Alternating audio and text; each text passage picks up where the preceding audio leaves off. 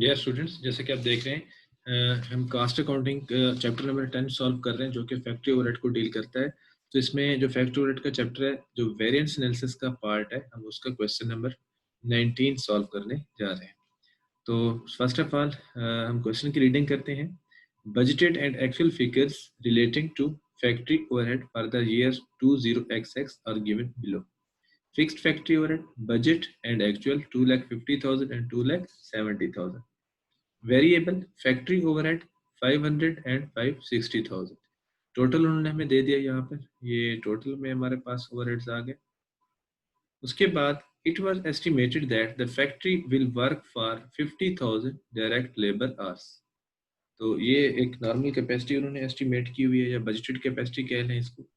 During the year, due to increase in demand of its product, the factory worked 30% more than the budgeted activity required under our over-applied factory overhead for the year, capacity variance and spending variance. तो first of all requirement 1 को हम solve करते हैं जी। वो है हमारे पास calculation of under or over applied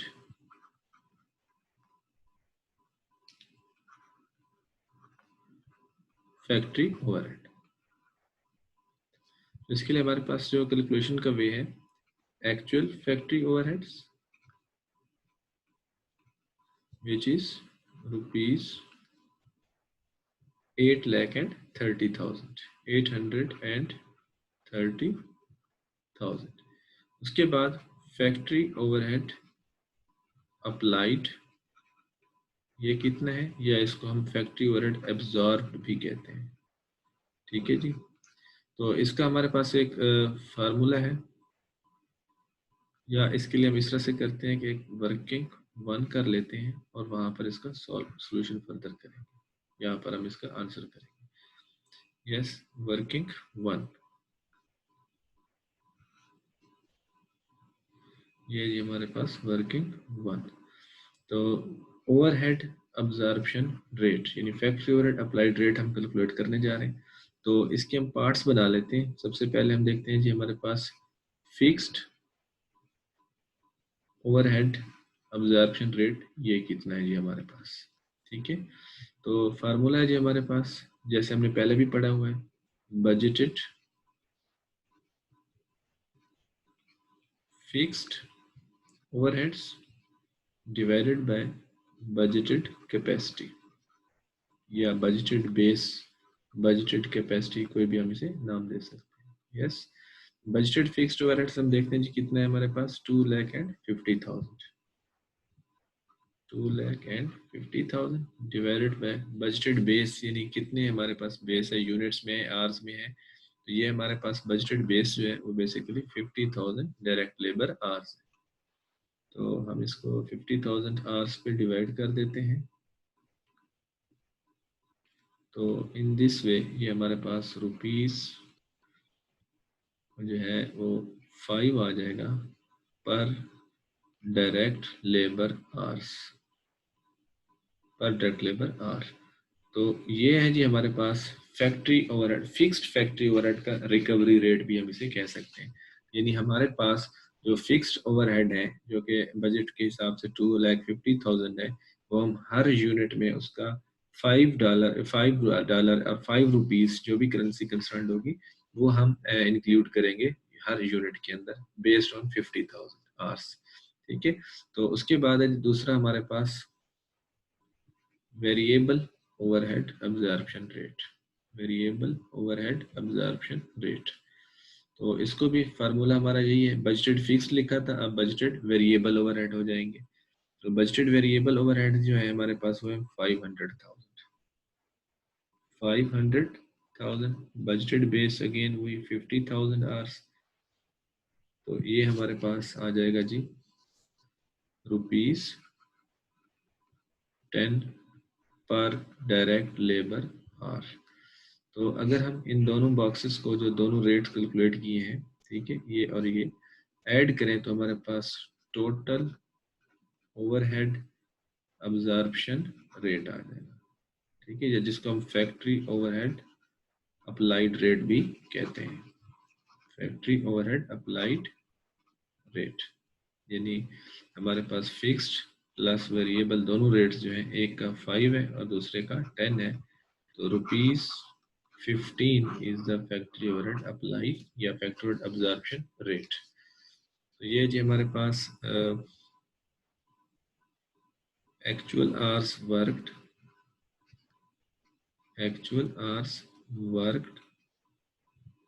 into factory overhead absorption rate. So we worked actually more than 30% of budgeted capacity. तो हमारे पास जो budgeted capacity है, budgeted capacity is 50,000 hours and actually worked more than its 30%. तो हम calculate कर लेते हैं जी डायरेक्टली इंटू 1.30।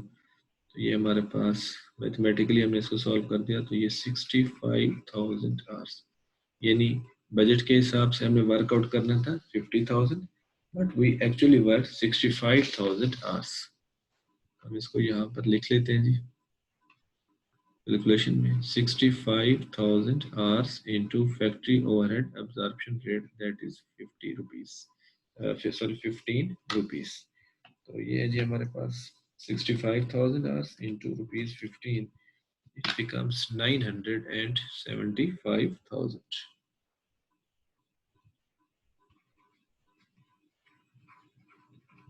ठीक है जी। अच्छा, अब अगर आप यहाँ पर देखें कि एक्चुअल हमारे एक्सपेंस हुए 8,30,000, जबकि बजट के मुताबिक अगर हमने ये 65,000 आवर्स काम करने थे, तो बजट हमें जो अलाउ करता है वो 9,75,000 रुपीज़ अलाउ करता है। तो हमने कम एक्सपेंस किया है एक्चुअली, तो ये हमारा क्या आ जाएगा, जो अमाउंट आ जाएगी वो ओवर अप्लाइड आ जाएगी, यानी ओवर एब्जॉर्ब, यानी हमने प्रोडक्शन में 9,75,000 चार्ज किए हुए हैं, लेकिन जो एक्चुअल हमारा एक्सपेंस हुआ है वो 8,30,000 हमने ओवर अप्लाइड किया हुआ है, ओवर एब्जॉर्ब किया हुआ है। तो यहाँ पे हम लिख देंगे ओवर एब्जॉर्ब, या जिसको हम कहते हैं ओवर अप्लाइड, यानी हमने अपनी फाइनेंशियल स्टेटमेंट्स में, अपने अकाउंटिंग रिकॉर्ड में 9,75,000 रिकॉर्ड किया हुआ है, जबकि एक्चुअली 8,30,000 हुआ है, जो अभी रिकॉर्ड नहीं हुआ। तो अब हम इसको एडजस्ट करते हैं, तो हमारे पास कितना ओवर अप्लाइड हमने किया हुआ है जी, इसको कैलकुलेट करते हैं। तो ये हमारे पास आंसर आ जाता है 1,45,000 रुपीज़, 1,45,000 रुपीज़। अच्छा, अब उसके बाद, अब इसकी थोड़ा सा पहले भी इसको देखा है क्वेश्चन में, अब दोबारा हम इसको देख रहे हैं। देखिए अकाउंटिंग के पॉइंट ऑफ व्यू से ये है जी हमारे पास factory overhead control account. Actual है जी हमारे पास 8,30,000 और जो अप्लाइड है वो है 9,75,000। तो ओवर अप्लाइड है, तो हमारे पास जो बैलेंस आएगा वो इस तरफ आएगा 1,45,000। तो ये टोटल 9,75,000 और ये भी 9,75,000। अब प्रॉब्लम ये है कि ये जो 1,40,000 है, इसको हम क्या कहते हैं, बेसिकली क्रेडिट बैलेंस, क्योंकि क्रेडिट साइड ज़्यादा है। क्रेडिट बैलेंस कहेंगे नंबर 1, इसको ओवर अप्लाइड कहेंगे, और दोनों तरफ से जब उसे कहेंगे तो ये हमारे लिए फेवरेबल बात है।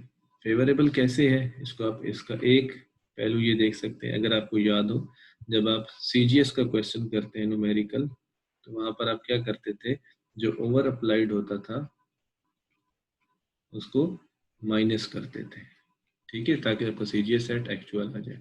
तो वजह ये थी कि जो ये बैलेंस होता है, अंडर अप्लाइड है या ओवर अप्लाइड है, it is closed to, or it can be close to, number 1 CGS, number 2 profit and loss, number 3 entire production। ठीक है, तो ये फर्दर उसकी अकाउंटिंग है। लेकिन हम इस तरफ नहीं जा रहे, हमने सिर्फ ये देखना है कि अगर क्रेडिट बैलेंस है तो फेवरेबल है, और अगर डेबिट बैलेंस है तो हमारे पास क्या है, वो अनफेवरेबल है, तो हम उसका अंडर अप्लाइड कहते हैं। ठीक है, तो ये इस तरह से हमने देखा कि हमारा जो under applied over applied factory overhead है वो किस तरीके से हम कैलकुलेट करते हैं, क्या उनकी बेसिस है। ओके, तो then come again to capacity variance, requirement 2। अच्छा जी, रिक्वायरमेंट 2 की तरफ आते हैं हम। बी है जी, रिक्वायरमेंट बी, कैपेसिटी वेरिएंस। इसका मेथड 1, आसान सा मेथड, एक्सेस कैपेसिटी। आपने अपनी नॉर्मल कैपेसिटी से कितना कैपेसिटी ज़्यादा अचीव की, ठीक है, दैट इज 30%। ठीक है, तो अब कैपेसिटी का जो लिंक है बेसिकली वो फिक्स्ड ओवरहेड्स के साथ होता है।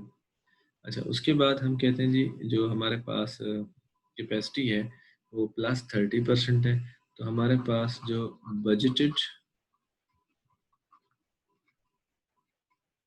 फिक्स्ड ओवरहेड्स हैं उसको परसेंटेज से मल्टीप्लाई अगर कर दें तो डायरेक्टली हमारे पास आंसर आ जाएगा कैपेसिटी वेरिएंस का। दैट इज जो बजटेड फिक्स्ड है हमारे पास वो है 2,50,000 रुपीज इंटू 30%, तो आपका आंसर आ जाएगा ₹75,000। और ये क्या होगा, फेवरेबल होगा। फेवरेबल क्यों होगा, क्योंकि आपने कैपेसिटी जो है वो पॉजिटिवली एक्सेस अचीव किए, ज़्यादा टाइम जो है ना काम किया है, ज़्यादा टाइम काम किया है। अच्छा जी, उसके बाद मेथड 2, आपने कहा था जी मैं जो काम करूँगा बजटेड आवर्स, काम करूँगा कितने आवर्स जी, 50,000 आवर्स में काम करूँगा, जबकि आपने एक्चुअली कितना आवर्स वर्क किए, एक्चुअल आवर्स वर्कड 65,000 आवर्स आपने काम किया, एक्स्ट्रा काम किया, एक्सेस प्रोडक्शन की, यानी हम इसे कह सकते हैं excess productive capacity, excess productive capacity that is 15,000 hours। तो इसको आपने मल्टीप्लाई करना है फिक्स्ड FOH रेट, जो आपने अप्लाइड रेट कैलकुलेट किया था, तो फिक्स्ड जो रेट था वो आपके पास था ₹5 per hour, multiplied by ₹5 per hour, then again we get ₹75,000, again this is favorable। ठीक है, ये मेथड 2 हो गया। उसके बाद अगेन मेथड 3, उसमें आप लिखते हैं जी बजट अलाउंस,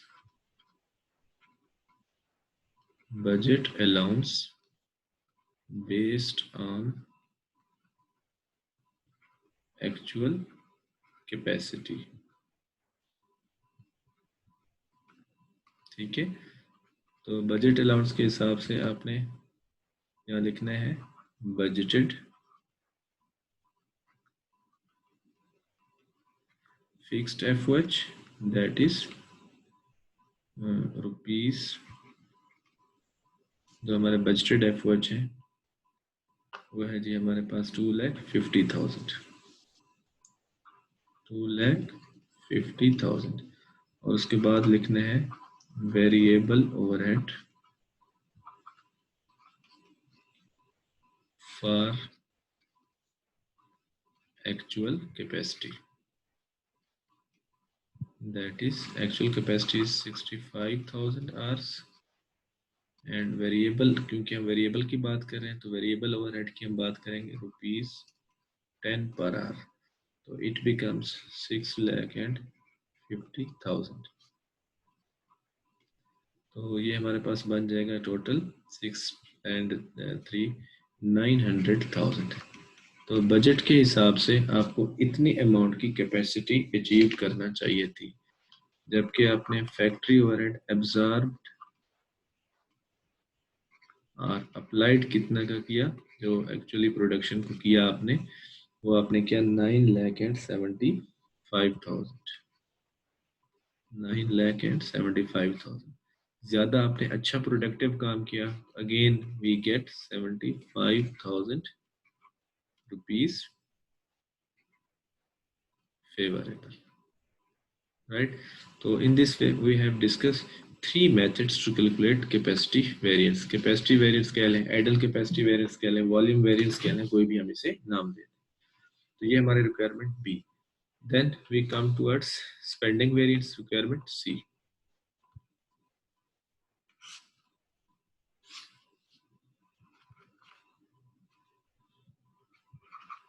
बजट वेरिएंस इसे हम नाम दे सकते हैं, स्पेंडिंग वेरिएंस नाम दे सकते हैं,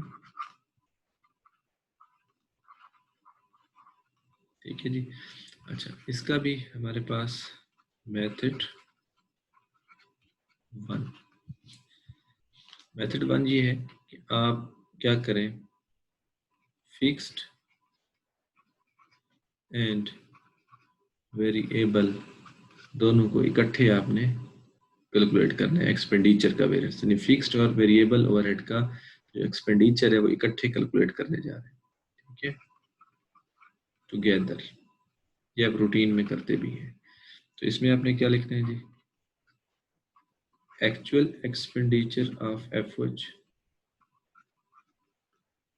actual expenditure of factory overhead, that is rupees 830,000।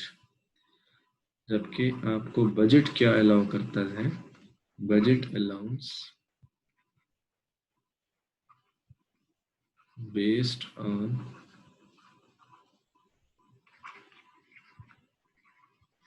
Actual capacity. तो वो आपने पहले कैलकुलेट किया हुआ है, मेथड इधर टू में वो है 900,000, ये है 900,000,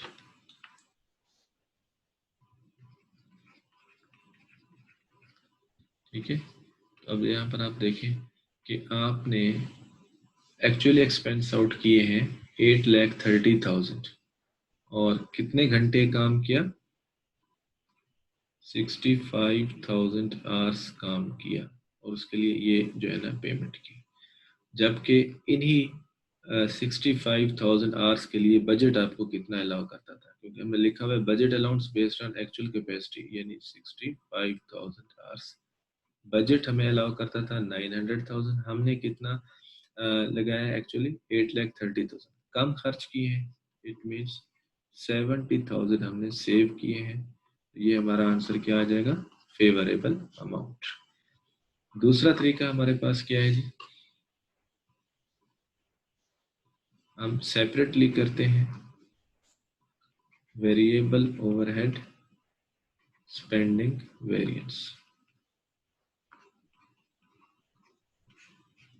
और इधर fixed FOH spending variance. Simple है, कोई इसमें भी मुश्किल बात नहीं है। Actual variable overhead expense, that is rupees, actual variable overhead are 5,60,000, 5,60,000, और वेरिएबल ओवरहेड जो आपने एक्चुअल कैपेसिटी के लिए लगाने चाहिए थे बजट के हिसाब से, तो वो आपके पास कितने बनते हैं, उसको आप ये भी कह सकते हैं वेरिएबल ओवरहेड अप्लाइड। वो है जी 65,000 एक्चुअल आवर्स जो थे इंटू ₹10 पर आवर, 6,50,000 ये आपने एक्सपेंस लगा जो है ना अप्लाई किया है, चार्ज किया है टू प्रोडक्शन, जबकि एक्चुअल जो आपके हुए 5,60,000। आपने क्या किया यहाँ पर जो है कम पैसे लगे हैं जबकि प्रोडक्शन में ज़्यादा चार्ज किए हुए हैं। तो ये आपका आंसर क्या आना चाहिए, बेसिकली फेवरेबल आना चाहिए। कितना फेवरेबल आना चाहिए, डिफरेंस है जी 90,000, ये फेवरेबल। जबकि अगर हम फिक्स्ड ओवरहेड की तरफ जाते हैं तो एक्चुअल फिक्स्ड ओवरहेड कितने हैं जी हमारे पास, एक्चुअल फिक्स्ड एफओएच, और बजट में हमने क्या रखा था, fixed FOH, budgeted fixed FOH. Actual fixed overhead is, अगर हम क्वेश्चन में देखें तो हमारे पास है जी 2,70,000, जबकि बजट में है 2,50,000।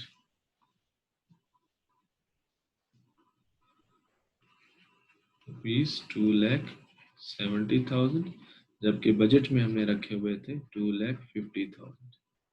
तो हमने देखिए एक्स्ट्रा एक्सपेंस कर दिया कितने का, 20,000 का। तो ये क्या आ जाएगा, अनफेवरेबल। और अगर टोटल देखें, total spending variance, again 90,000 favourable है, 20,000 अनफेवरेबल। तो अगेन आपके पास 70,000 फेवरेबल वेरिएंस आ जाएगा, जो कि रिकंसाइल हो गया इस चीज से। ठीक है, तो आप इकट्ठे भी कैलकुलेट कर सकते हैं और अलग अलग से भी कर सकते हैं। तो इसको लास्ट में रिकंसाइल करेंगे अपनी सेटिस्फेक्शन के लिए कि हमारे पास जो अंडर अप्लाइड था ओवरहेड टोटल, वो था ₹30,000। ठीक है, यानी हमने 30,000 एक्सपेंस जो है वो सॉरी, अंडर अप्लाइड जो हमारे पास नहीं था, सॉरी ओवर अप्लाइड था 1,45,000, 1,45,000 ओवर अप्लाइड। रिकंसाइल में over applied factory overhead, that is ₹1,45,000। और इसका जो हमारे पास बैलेंस था वो क्या था, क्रेडिट बैलेंस था, ये भी हम साथ लिख देते हैं। हमने इसको फर्दर इन्वेस्टिगेट किया स्पेंडिंग वेरिएंस में और कैपेसिटी वेरिएंस में। तो हमारे पास कैपेसिटी वेरिएंस का आंसर जो आया था वो आया था 75,000 फेवरेबल, और स्पेंडिंग का जो हमारे पास आंसर है 70,000 फेवरेबल, रुपीज। जब हमने इनको आपस में कंबाइन किया तो we get ₹1,45,000, which confirms this 1,45,000 favourable. और ये क्रेडिट बैलेंस भी हमारा क्या है, फेवरेबल है। Hopefully you have learned a lot concepts, छोटे छोटे कंसेप्ट थे बट इम्पोर्टेंट कंसेप्ट थे जो आपके एमसीक्यूज एग्जाम्स में या के जो आपके पास न्यूमेरिकल लॉन्ग क्वेश्चन है उनमें आप इनको आसानी के साथ सॉल्व कर सकते हैं। कैपेसिटी वेरिएंस को उसके मुख्तलिफ हमने मेथड्स देखे, जैसे कि आप देख रहे हैं कि 3 तरह के हमारे पास मेथड्स हैं to calculate capacity variance. Spending variance के भी इसी तरीके से हमने देखा कि हमारे पास 2 तरह के मेथड्स हमने यूज किए हैं, मेथड 1 और मेथड 2। यहाँ पे मैं मेंशन कर देता हूँ, ये है जी आपके पास मेथड 2 के अगर इकट्ठे करें टुगेदर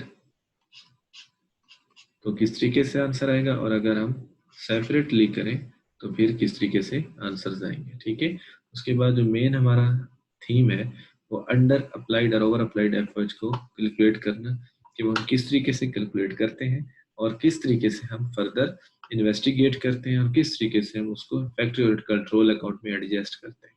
ठीक है, thank you very much, wish you good luck, next class में इंशाल्लाह मुलाकात होगी।